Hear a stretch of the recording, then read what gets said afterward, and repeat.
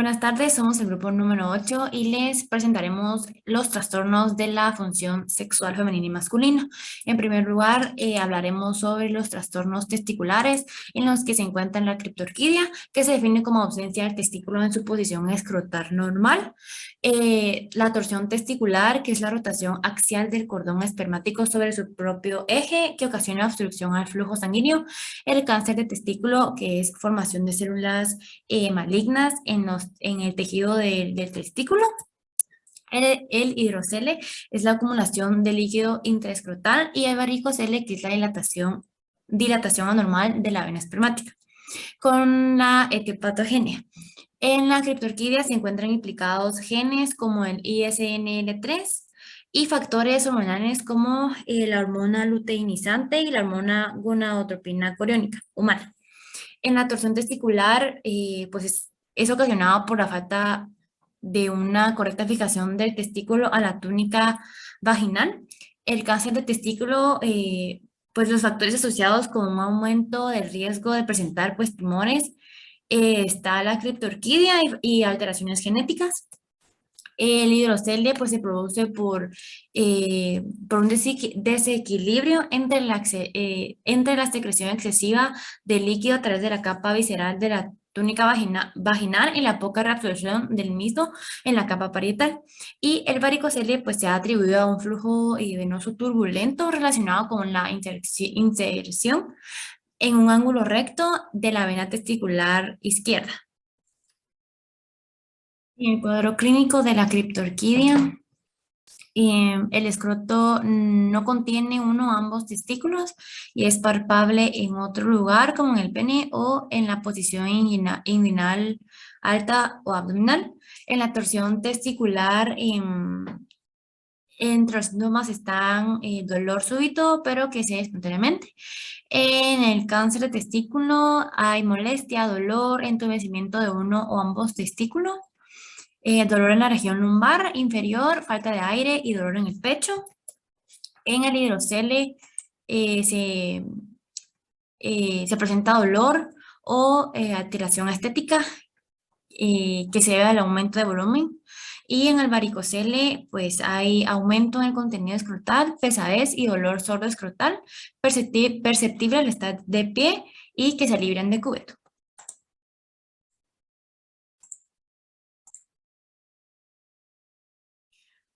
Ahora, con respecto a la fisiopatología, en la criptorquidia, cuando se impulsa un factor transcripcional, SRY, junto con el factor SOX9, que son los principales determinantes testiculares, pues conlleva la diferenciación del epitelio celómico en las células de Sertoli. Por lo que mutaciones en el gen DAX1 intervienen en el desarrollo de la hipófisis, del testículo y de las glándulas suprarrenales, presentando de esta forma falla suprarrenal. Las células de Sertoli secretan escasa hormona antimuneriana y las células germinales pues están muy disminuidas o ausentes. Por otro lado, las células de Leydig, en consecuencia de un bajo estímulo de la hormona gonadotrofina coriónica humana o de la hormona luteinizante, produce escasos niveles de testosterona y eh, del factor INSL3. Estas células normalmente pues, son las encargadas de diferenciar y masculinizar el gubernaculum testis para el descenso testicular. Em, Sin embargo, con su escasa producción evita este descenso. También la deficiencia del metabolito de dihidrotestosterona evita el desarrollo del conducto de Wolff, este metabolito ya no puede actuar sobre el receptor de andrógenos ubicados en este conducto. Em, en la torsión testicular, em, existe un retorno venoso eficiente hacia la gónada lo cual genera la progresión de edema y congestión. Esto reduce dramáticamente el flujo sanguíneo testicular, lo cual a su vez ocasiona infarto e isquemia. Como consecuencia de este proceso, se desencadena una cascada inflamatoria que incluye el reclutamiento de neutrófilos, de neutrófilos, aumento de las especies reactivas de oxígeno, moléculas de adhesión y citoquinas proinflamatorias como IL-1, interleucina 1, interleucina 6. También genera apoptosis, anoxia y alteración del flujo microvascular, que es producto de una alteración vasomotora. Todo esto provoca exposición de antígenos presentes en los espermatozoides, lo que genera una respuesta humoral mediada por anticuerpos y pues como resultado final se desarrolla una infertilidad. Ahora con el cáncer testicular, los tumores primarios de las células germinales pues se deben a la transformación maligna de las células germinales primordiales y constituyen aproximadamente el 95% de todas las neoplasias testiculares. Estas células germinales, estos tumores de las células germinales se originan fuera de las gónadas y pues crecen de forma rápida. La diseminación puede ser por extensión directa o por vía linfática hematógena. Inicialmente, el tumor invade todas las estructuras testiculares y luego se disemina a través de los linfáticos del cordón espermático hacia los ganglios retroperitoneales. Bueno, ahora con el hidrocele, en este trastorno el conducto peritoneovaginal se cierra formando una túnica vaginal del testículo.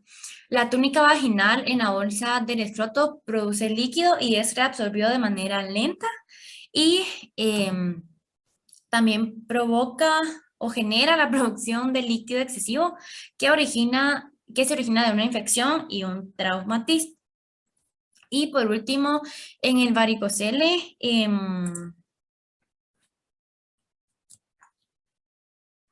se producen cambios morfológicos en la zona proximal a la luz tubular, como disminución del epitelio germinal y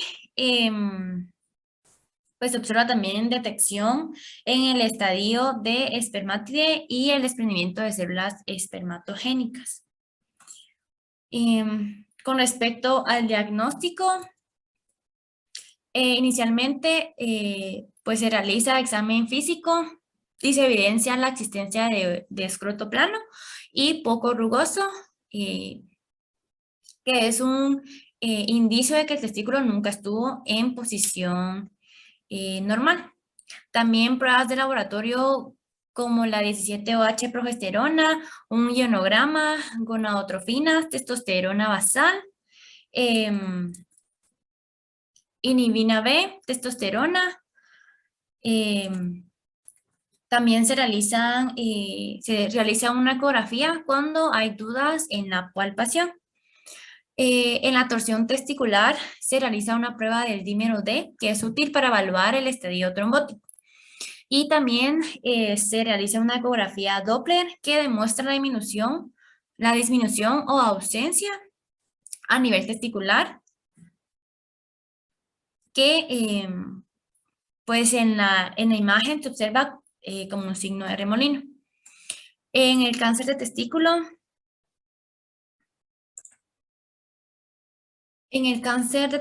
se realizan exámenes de laboratorio que incluye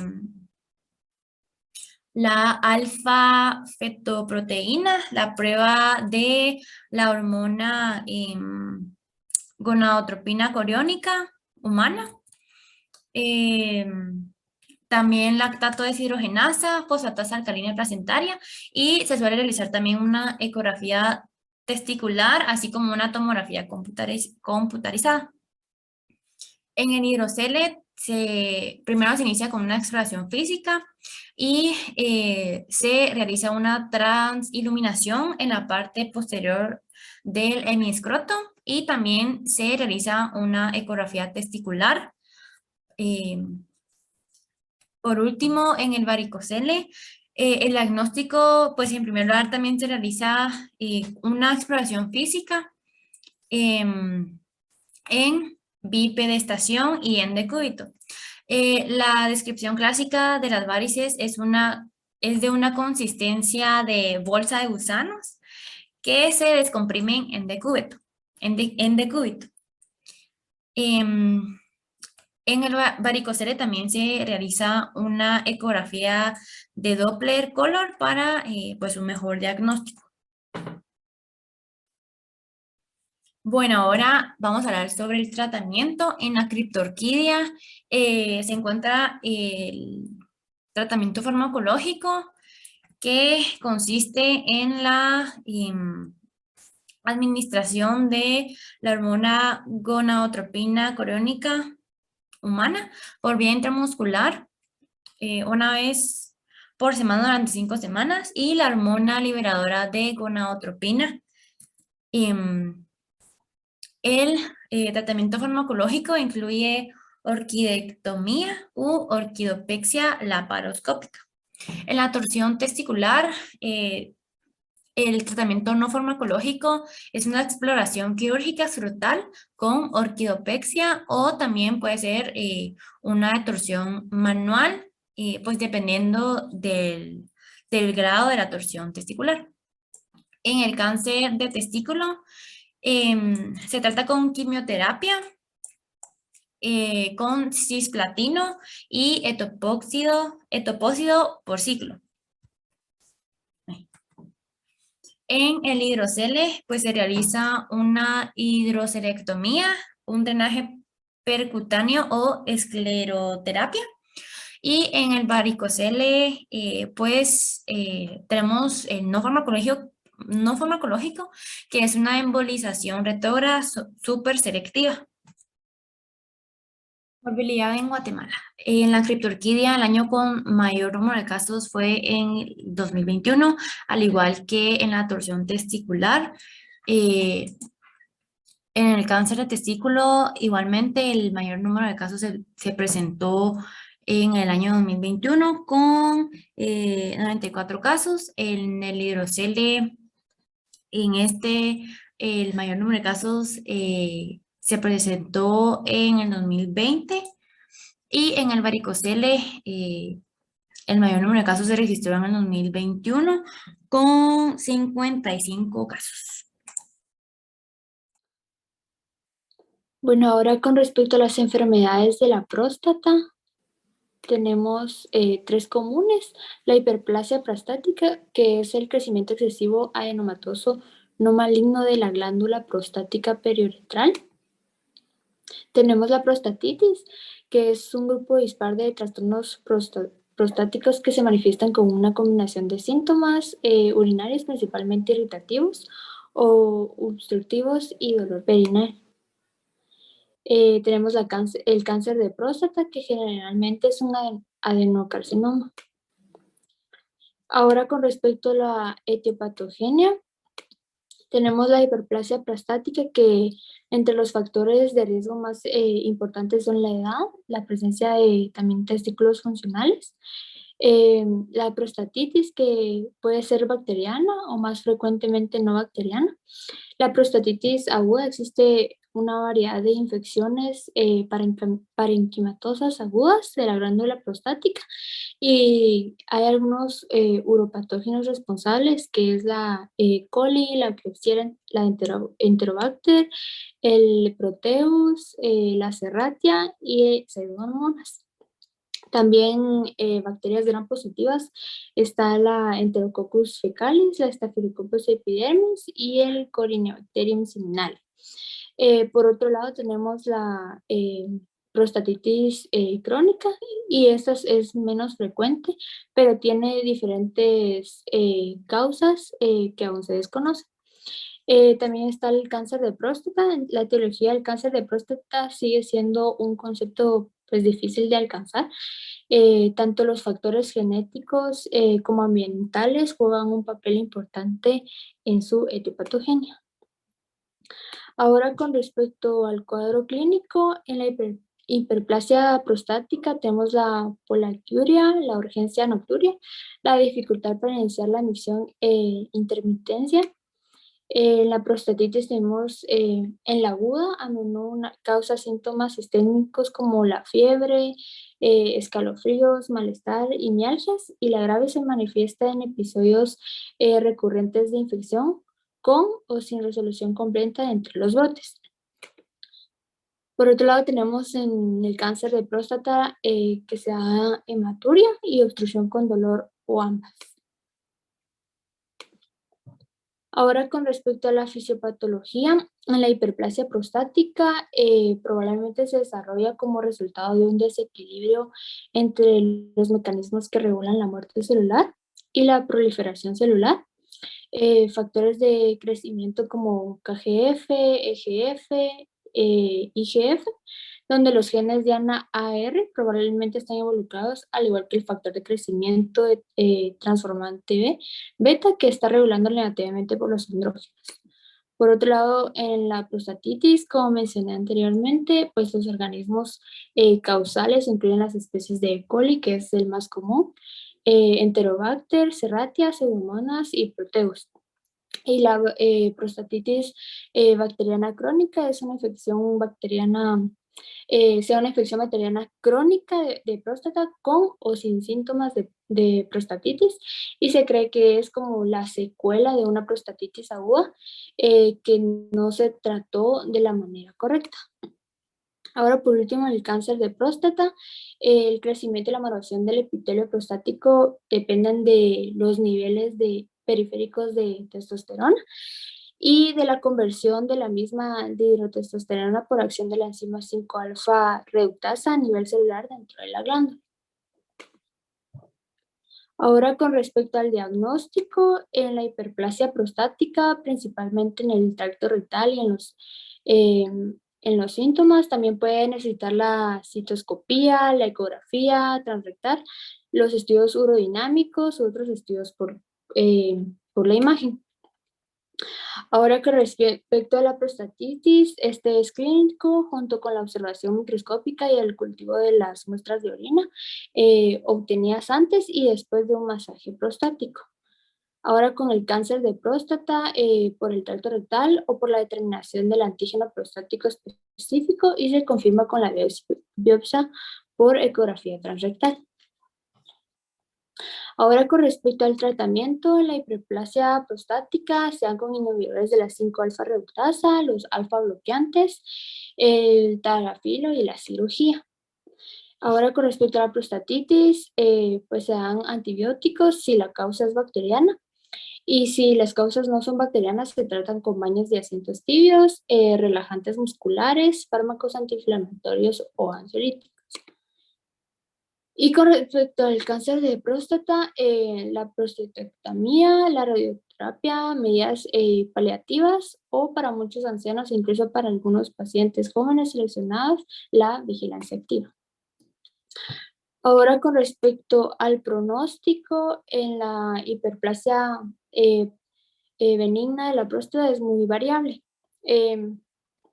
Mientras que algunos hombres los síntomas empeoran progresivamente a pesar del tratamiento, otros permanecen sin cambios o mejoran con el tiempo sin necesidad de tratamiento.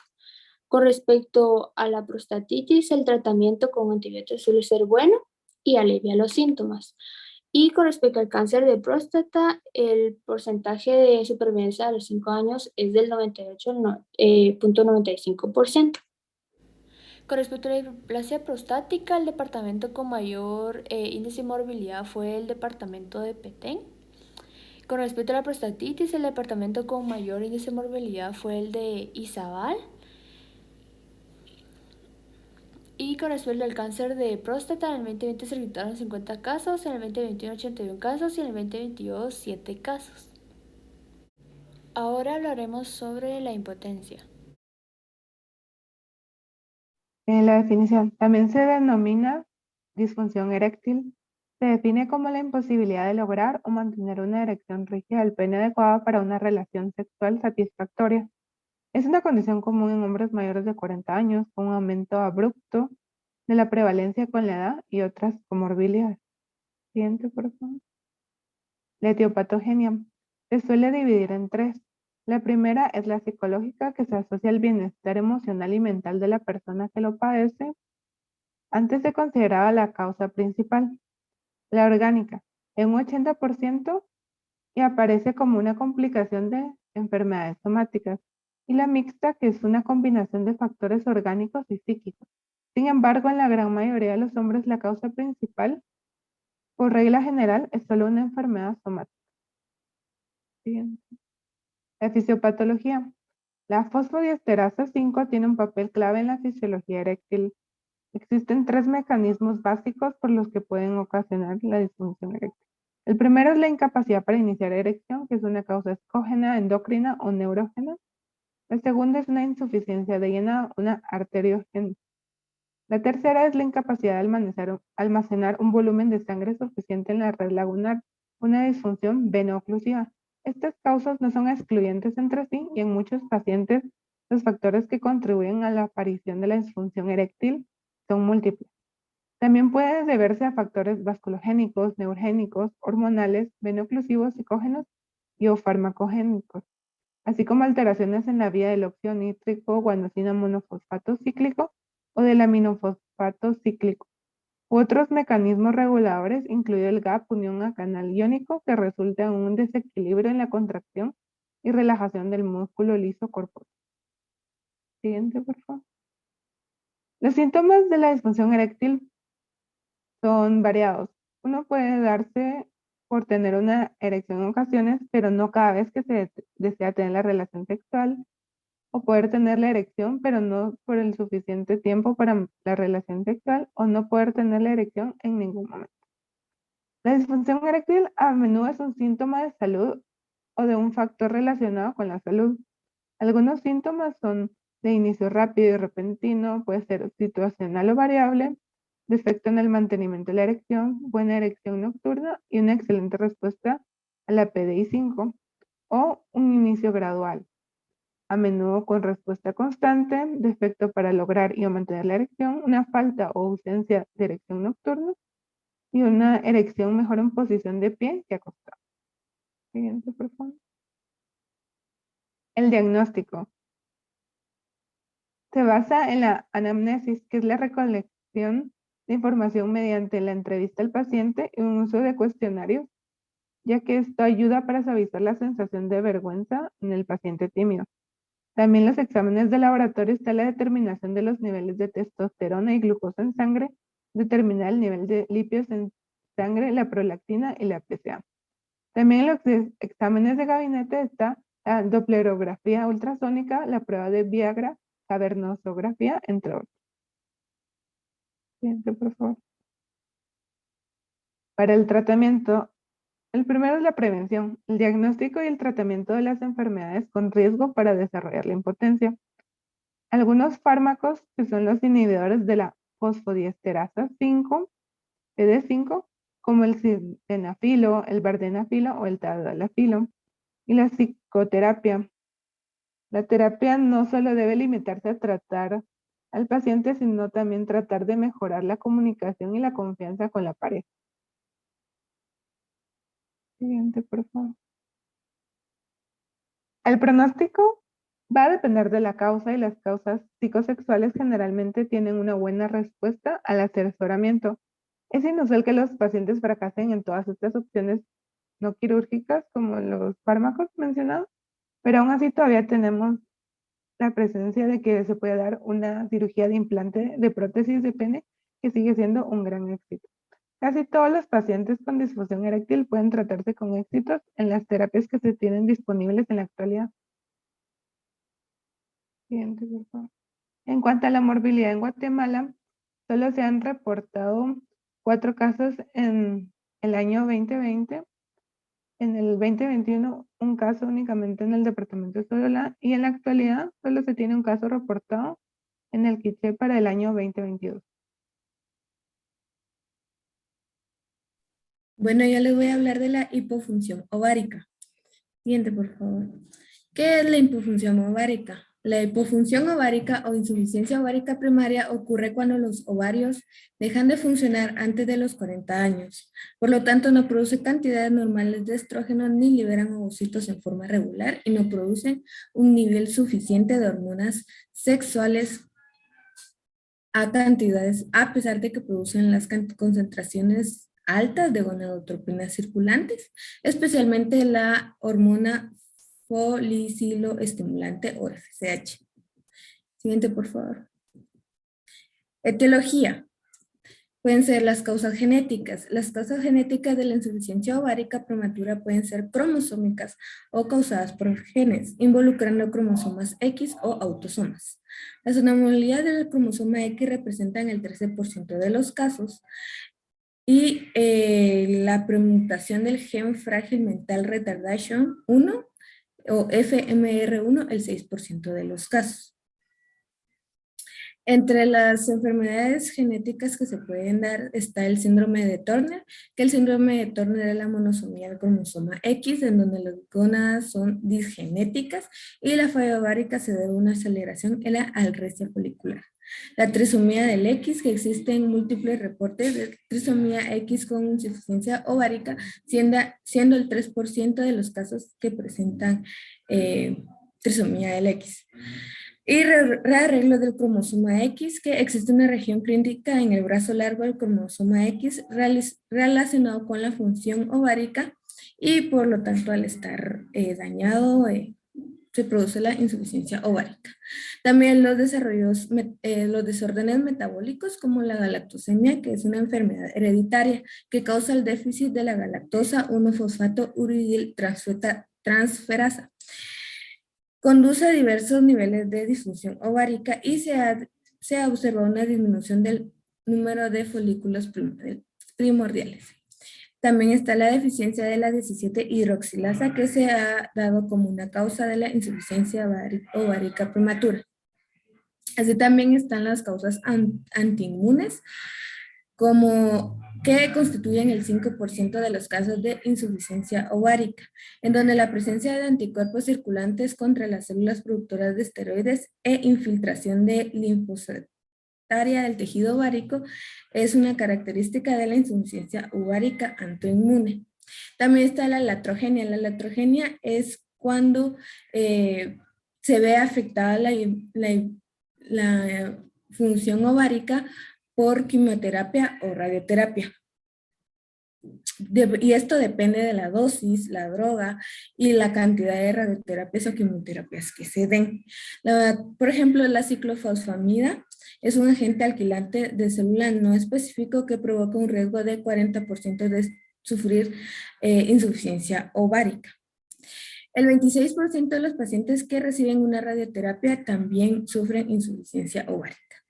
También está el caso de los virus. Un virus común que puede provocar insuficiencia ovárica es el HIV o VIH.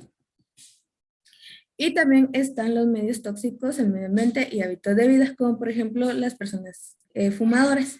Los estudios sugieren que las personas fumadoras tienen niveles elevados de hormona FHS y cambio de niveles de hormona LH. Cuadro siguiente, por favor. Cuadro clínico.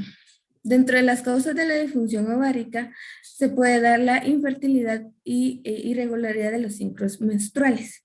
También se puede dar el hipogonadotropismo o hipergonadotropismo, que está asociado a la oligomenorrea o amenorrea secundaria. También está sofocos, sudores nocturnos, irritabilidad, falta de concentración, disminución del deseo sexual, dolor durante las relaciones sexuales y sequedad vaginal. Siguiente, por favor. Debido a la insuficiencia ovárica también se puede desarrollar otro tipo de enfermedades.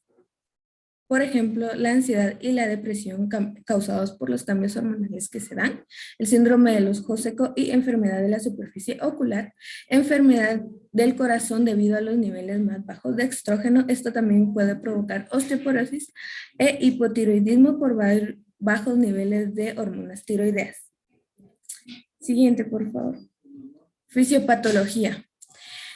En el hipotálamo hay un estimado de un ciclo del núcleo arcuato que libera las hormonas liberadoras de gonadotropina o GnRH en forma pulsilátil al sistema porta hipofisiario. Esto estimula la liberación de FSH y LH por hipófisis.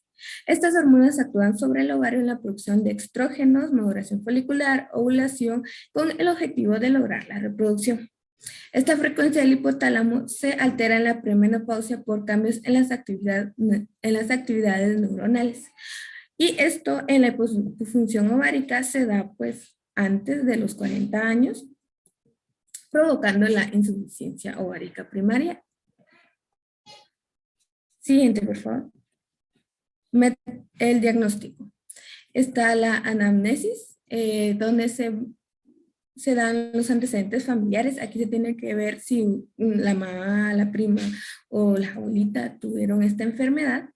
También como los antecedentes personales, como los hábitos de vida, patologías asociadas, como por ejemplo el síndrome de Turner, vitiligo, lupus, VIH. Antecedentes ginecobstétricos. Y en el examen físico se debe centrarse en el hábito corporal. La evaluación ginecológica, que las pruebas complementarias para el diagnóstico que basan fundamentalmente en la ecografía vaginal y determinaciones de laboratorio, de las que hablaremos pronto. La ecografía transvaginal, en donde se puede identificar el tamaño de los ovarios y determinar el recuento de los folículos. Las pruebas de laboratorio se deben dar en mujeres menores de 40 años con más o iguales a 3 meses consecutivos de amenorrea, a menos que se tenga un embarazo y antecedentes familiares de insuficiencia ovárica. Se debe determinar las hormonas HL, FSH, LE3, PRL y TSH. Si el valor de la hormona HLH está en el rango esperado para su edad, esta prueba se tiene que dar cada 2 años durante 10 años. Si esta hormona estuviese por debajo de los niveles séricos de 50 nanogramos por mililitro y la FSH a niveles mayores de 40 unidades por mililitro, se tiene que diagnosticar como insuficiencia ovárica. Otro método es la biopsia ovárica, que no se considera necesaria porque tampoco aporta una información adicional útil. Tratamiento. El tratamiento se debe dar por una terapia de reemplazo hormonal. Se da estrógeno. Generalmente se continúa hasta la edad de los 50 años, evaluando los riesgos-beneficios, y se da por vía oral, transdérmica, subcutánea o vaginal. La dosis de estrógeno es de 100 microgramos por día. También está la progesterona cíclica, que es en una dosis de 10 miligramos por día, o progesterona natural de 100 a 200 miligramos por día, por 10 a 14 días de cada mes en unas mujeres con útero intacto, para prevenir el riesgo de cáncer endometrial. También se les da testosterona en un parche transdérmico por 150 microgramos por día, aplicado 2 veces a la semana. Y también el acetato medroxiprogesterona oral por 10 miligramos por día en los últimos 12 días de cada ciclo, que producen concentraciones de testosterona libre que se aproxima al límite superior de lo normal. También se da terapia por densidad mineral ósea baja, porque se si recuerdan, causa también osteoporosis y se recomiendan cambios de estilo de vida, entre ellos la realización de actividad física, administración de calcio elemental en 1.200 miligramos por día y también la administración de vitamina D de 800 a 1000 UI por día. Y también una terapia psicológica por la ansiedad o depresión que se maneja, y esto se menciona también anteriormente. El pronóstico de la enfermedad. En el caso de intento de concebir para quedar embarazada, solamente un 5 a 10% pueden quedar embarazadas sin tratamiento de fertilidad por presentar esta enfermedad. Por otro lado, se debe consumir vitamina D y calcio para evitar la osteoporosis. Siguiente, por favor. Morbilidad. Se estima que es una enfermedad realmente muy extraña, muy rara, pero se dio mayormente en los departamentos de Guatemala y Quetzaltenango. Bueno, en cuanto al síndrome de ovario poliquístico, siguiente por favor. Este se va a definir como un desorden heterogéneo definido por una combinación de signos y síntomas de exceso androgénico como hirsutismo o hiperandrogenemia y de disfunción ovárica como oligoovulación y morfología de ovario poliquístico. Siguiente, por favor. Su etiología pues es desconocida, se sospecha de factores genéticos y existen factores predisponentes como la presencia de obesidad y la insulinoresistencia. Siguiente, por favor. Bueno, su cuadro clínico se va a dividir en 4 partes importantes. La primera es el hiperandrogenismo clínico. Este se caracteriza por la presencia de hirsutismo, de acné y de alopecia. El hirsutismo se va a medir con la puntuación de Ferriman-Galloway modificada, donde se asigna un número desde 0 a 4 y estos se van a sumar. Se evalúa la presencia y el crecimiento de cabellos en 9 áreas del cuerpo, que son el labio superior, la barbilla, el cuello, la parte superior del pecho, la parte superior del abdomen, la parte inferior del abdomen, la parte superior de la espalda, la parte inferior de la espalda, la parte superior de los brazos y los muslos. Siguiente, por favor. Bueno, en cuanto al hiperandrogenismo bioquímico, pues este va a evidenciar la concentración excesiva de andrógenos en la circulación. Luego, la disfunción ovulatoria, pues generalmente se detecta por la duración del ciclo menstrual. En algunos casos se va a presentar como polimenorrea, en otras como ciclos menstruales regulares o homenorrea, y en algunos casos como amenorrea. Siguiente, por favor. Por último, tenemos la morfología ovárica poliquística. Esto se va a definir como al menos un ovario con un volumen ovárico de más de 10 centímetros cúbicos o un mayor número de folículos antrales. Es decir, aquellos que van a visualizarse como quistes en la corteza ovárica que miden más de 2 a 9 milímetros de diámetro. Siguiente, por favor. En cuanto a su fisiopatología, a nivel hipotálamo hipofisario, los pacientes con síndrome de ovario poliquístico muestran anomalías en la secreción de gonadotropina, que incluyen aumento de la amplitud y frecuencia del pulso de hormona luteinizante y aumento de los niveles de hormona luteinizante. A nivel ovárico, los folículos muestran una resistencia relativa a la hormona estimulante del folículo, que en parte puede ser intrínseca al trastorno. Sin embargo, esto también puede ser secundario a los altos niveles de hormona antimuleriana secretada por la cohorte más grande de folículos preantrales y el ambiente androgénico dentro de los ovarios. Luego, el exceso de insulina pues actúa en sinergia con la hormona luteinizante, estimula la producción de andrógenos por parte de las células de la teca ovárica y junto con el exceso de andrógenos va a suprimir la producción hepática de globulina fijadora de hormonas sexuales. Estos factores pues favorecen el desarrollo de hiperandrogenismo. Y por último, la contribución de la obesidad y la distribución adiposa al desarrollo del síndrome de ovario poliquístico pues es independiente de su efecto sobre la sensibilidad a la insulina y no está claro y probablemente sea modesto en el mejor de los casos. Siguiente, por favor. Su diagnóstico pues se va a enfocar primero en un historial y un examen físico. Y este debe incluir la progresión de los signos y los síntomas, antecedentes familiares, respuesta al tratamiento, afecciones o terapias concomitantes y las quejas actuales. El examen físico pues debe incluir una evaluación de todo el cuerpo en busca de evidencia de crecimiento excesivo de vello terminal, alopecia, acné, acantosis nigricans, obesidad y distribución de la adiposidad, virilización, masculinización, forma y textura de la tiroides y rasgos cushingoides. Luego se puede realizar un ultrasonido ovárico y pélvico para evaluar el volumen y el recuento de folículos centrales de cada ovario. Siguiente, por favor. Se realizan también pruebas hormonales para confirmar o demostrar hiperandrogenismo, para confirmar o demostrar disfunción ovárica y para excluir trastornos similares o simulados. Varios investigadores han sugerido también el uso de la hormona antimuleriana en lugar de la ecografía transvaginal para evaluar el estado ovárico, de modo que la hormona antimuleriana va a reflejar la presencia de un mayor número de folículos preantrales. Siguiente, por favor.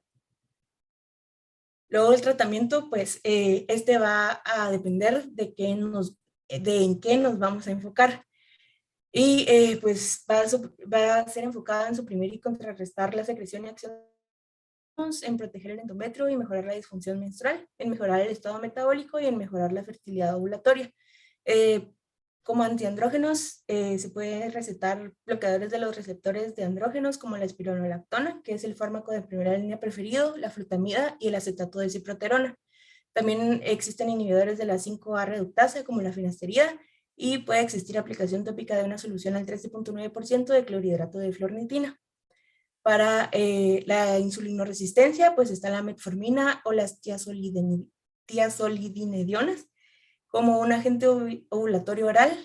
Para controlar los ciclos menstruales, pues está el citrato de clomifeno o el letrozol. Para inducir fertilidad están las gonadotropinas. Y como un tratamiento cosmético, ¿verdad? Están los astringentes, antibióticos y retinoides para el acné. Para la alopecia se recomienda el minoxidil tópico del 2 al 5% o la finasterida tópica.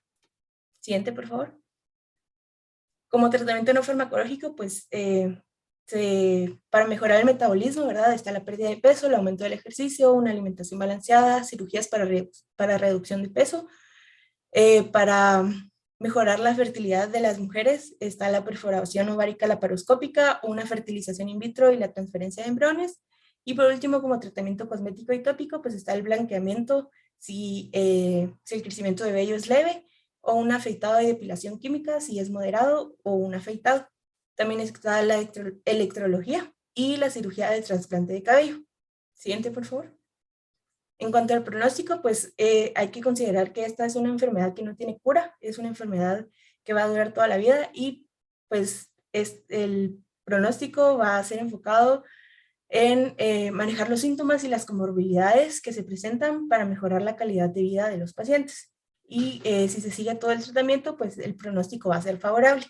Siguiente, por favor. En cuanto a la morbilidad, pues a nivel mundial, entre el 5 al 20% de mujeres en edad reproductiva padecen de síndrome de ovario poliquístico, y como podemos ver en la gráfica, ¿verdad? En Guatemala se presentaron solo en 2021 591 casos, en 2022 llevamos 343 casos en 3 meses, y pues los datos indican que estos datos van a ir aumentando con lo que falta del año. Siguiente, por favor. Bueno, ahora vamos a hablar sobre las hemorragias uterinas disfuncionales. Siguiente, por favor. Vamos a empezar con la definición. Estas son hemorragias anormales que se relacionan con un cambio hormonal que afectan de manera directa el ciclo menstrual sin enfermedad orgánica, sistémica o estructural identificada, que puede ocurrir con o sin ovulación. La dismenorrea es un dolor abdominopélvico cíclico de tipo calambres con o sin irradiación lumbar que coinciden con las reglas. La amenorrea es la ausencia de ciclo menstrual en una niña después de los 15 y 16 años de edad. Puede existir un desarrollo pubertal o no.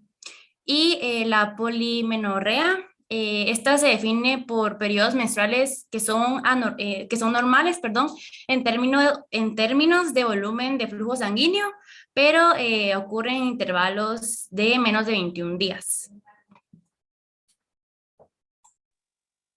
La etiología.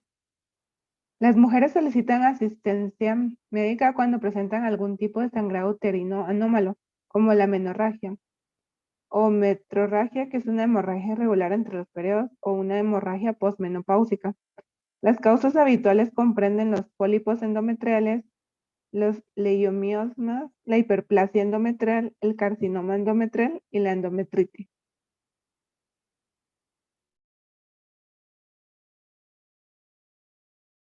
Fisiopatología. En la menorrea, el hipotálamo genera pulso de la hormona liberadora de gonadotropina o GnRH. Esta estimula la hipófisis para reducir las gonadotropinas, la hormona fólico-estimulante FASH y la luteinizante, que es la LH, andrógenos y progesterona. Cuando parte de este sistema funciona mal, se produce una disfunción ovulatoria. El ciclo de la producción de estrógenos estimulados por la gonadotropina y cambios endometriales está alterado y produce una amenorrea anovulatoria. Y el flujo menstrual no ocurre, y la mayoría de las amenorreas, especialmente las secundarias, son anovulatorias. La siguiente es la dismenorrea. La dismenorrea es la disminución de niveles de progesterona uterina en la fase lútea tardía durante la descamación endometrial. Hace que aparezca la inhibición de la producción de ácido araquidónico y lipoxigenasas para la producción de prostaglandinas y leucotrienos. La secreción reducida de progesterona durante la fase lútea lleva a la desestabilización de la membrana lisosomal, lo que al romperse libera fosfolipasa A2, la que actúa sobre los fosfolípidos de la membrana celular y libera ácido araquidónico y lipoxigenasa que estimulan la contracción del músculo liso. Esto incrementa el tono de reposo del miometrio, incrementando las contracciones. La vasoconstricción está inducida por las prostaglandinas, que lleva a una isquemia tisular, así como la sensibilización de las terminaciones nerviosas miometriales a varios mediadores químicos del dolor. Por otro lado, y finalmente, la polimenorrea generalmente es causada por una fase lútea inadecuada o una fase folicular corta e insuficiente que produce una progesterona, por lo que aumenta el flujo sanguíneo. Esto puede ser provocado por una deficiencia del eje hipotálamo-hipófiso-ovario. Ahora, con respecto al cuadro clínico, este sangrado se diferencia de los periodos menstruales normales por lo siguiente: se produce con mayor frecuencia, que es lo que llamamos polimenorrea. Menos de 21 días se dan los periodos. Se produce con frecuencia y de forma irregular entre los periodos, que es la metorragia. Implica más pérdida de sangre, o sea, más de 90 mililitros de sangre o periodos que duran más de 7 días, con unos intervalos irregulares que se llama menorragia. También implica más pérdida de sangre y se produce de forma frecuente e irregular entre las menstruaciones, que es la menometorragia. El sangrado durante los ciclos menstruales regulares puede ser anómalo o puede producirse un sangrado de manera inesperada. Algunas mujeres tienen síntomas asociados a la menstruación, como dolor al tacto de las mamas, cólicos y distensión, pero algunas ya no lo tienen.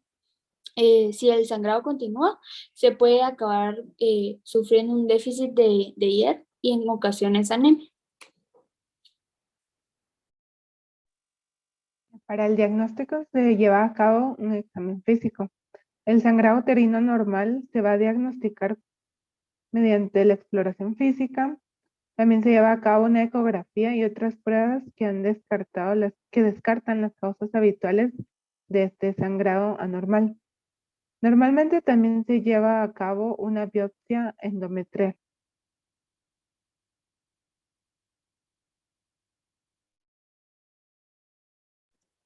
Con respecto al tratamiento, pues se da un fármaco para controlar la hemorragia, y si el sangrado continúa, pues un procedimiento para controlar ese sangrado.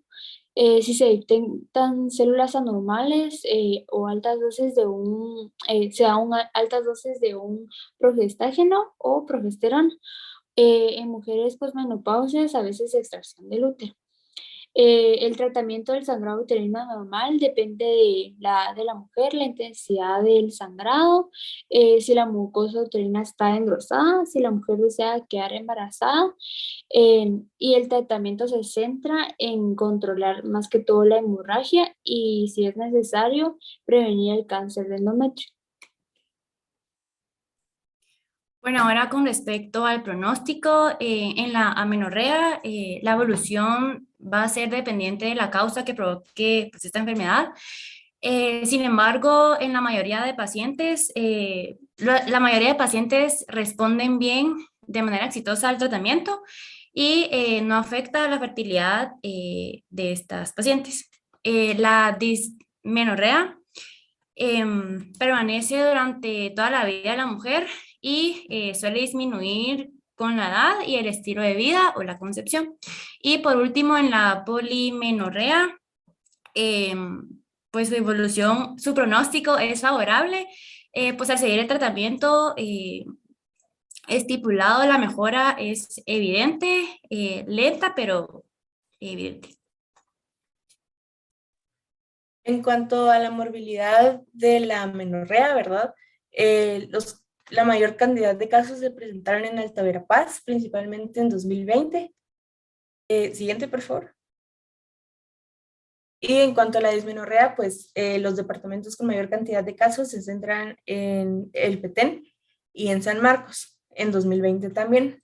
Y en 2021, pues también fueron los departamentos con la mayor cantidad de casos.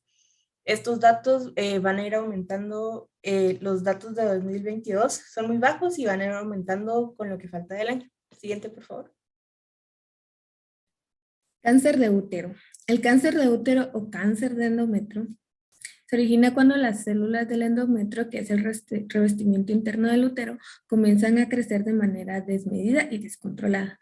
Casi cualquier célula del cuerpo puede convertirse en cáncer y propagarse a otras partes del cuerpo.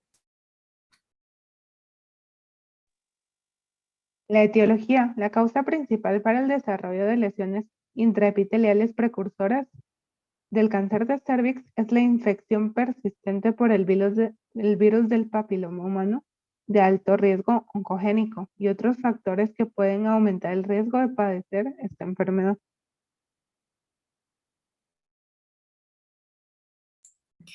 Fisiopatología. El cáncer de útero de tipo 1 es dependiente de estrógenos y se desarrolla a partir de la hiperplasia endometrial. Estos son tumores de grado bajo. La mayoría de ellos son endometrioides y presentan habitualmente menor invasión miometrial y tienen un pronóstico favorable. En este subtipo de cáncer de útero es frecuente la existencia de mutaciones en los genes PTEN, PIK13A, KRAS y CTNNB1. También se presenta la inestabilidad de microsatélites. Por otra parte, existen los de tipo 2, que comprenden una serie de histologías clínicamente agresivas de alto grado, que no son dependientes de estrógeno y presentan pobre respuesta a progestágenos. Estos tumores presentan alteraciones en los genes P53, el gen STK15, el gen P16, la E-caderina y el gen CERB29. Siguiente. En cuanto al cuadro clínico, pues el síntoma más común es el sangrado vaginal inusual, pero también se pueden encontrar otros síntomas como el cambio en el ciclo menstrual, un sangrado más abundante de lo normal, un sangrado entre ciclos menstruales, un sangrado constante, es decir, que no hay descanso entre los ciclos, un sangrado goteo después de la menopausia, dolor durante las relaciones sexuales e hinchazón en las piernas. Para el diagnóstico se lleva el historial y el examen físico al paciente, dado que no todas las mujeres con resultados positivos en las pruebas de tamizaje cervicouterino en realidad tienen lesiones precancerosas. También se lleva a cabo la colposcopía, que se utiliza en pacientes con resultados de tamizajes positivos para comprobar la presencia, grado y tipo de lesiones precancerosas o de cáncer, orientar las biopsias de cualquier área que parezca normal y ayudar a determinar si el tratamiento más apropiado es la crioterapia o la excisión electroquirúrgica con ácido. También se lleva a cabo biopsia, que se utiliza para determinar el grado de la anormalidad de los cambios de las células del cuello uterino y para descartar un cáncer. Siguiente, por favor. En cuanto al tratamiento, el cáncer de útero va a ser diagnosticado temprano y antes de que se propague y puede ser tratado quirúrgicamente. En muchos casos la cirugía va a ser el único tratamiento necesario y si el cáncer se propaga más allá del útero se puede utilizar otro tipo de terapias. La cirugía que se realiza es una histerectomía total, parcial o radical, donde se va a remover el útero y el cérvix junto con ambas. Esa es una histerectomía total. Ya cuando se remueven las trompas de falopio y los ovarios, es una salpingoferectomía bilateral.